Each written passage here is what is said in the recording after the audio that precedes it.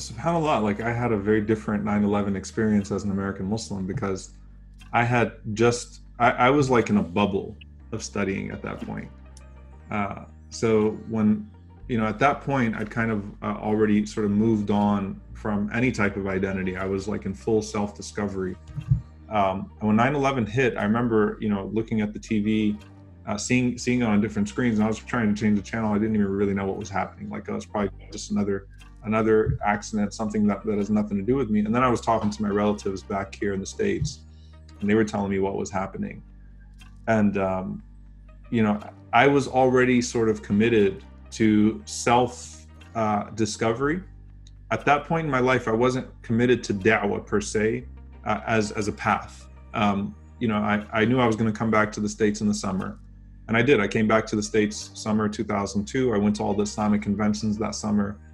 Some of them were quite frankly, highly nauseating conventions. I mean, because it was like every single speech for 3 days was the same thing. And some of them went overboard that summer. But I did see like, okay, this is going to be a challenging time. I didn't really realize it though when I came back that next summer, summer 2002.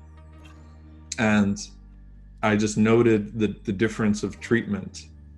So I was hearing from people back here how difficult it had become, but I didn't really fully appreciate that until I actually came back and experienced that myself. And I realized that, okay, we have a lot of work to do. So that summer, we went like full like paper da'wah style.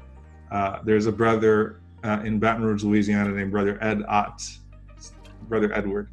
And Brother Edward every Sunday would go out and just put pamphlets on people's doors, like literally pamphlets on people's doors. So take 500 homes every Sunday morning and then go have, they're called beignets if you're familiar with them in Louisiana, desserts.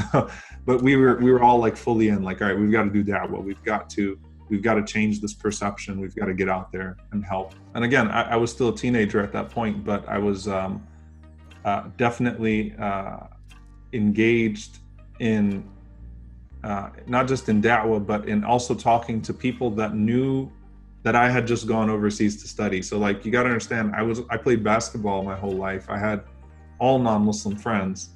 So what correlates with 9/11 in my personal life for them was that I just went overseas to that part of the world to study Islam. And I come back and I've got a beard now. Like, is he gonna, what's your deal, right? So while I was reconnecting with them, it was diffusing a lot of what they had now internalized, of sort of the misconceptions about Islam in those moments, and putting them to ease. I remember my basketball coach, he was like, Omar, you're not one of them now, are you? And I was like, what do you mean by that? What do you mean by one of them?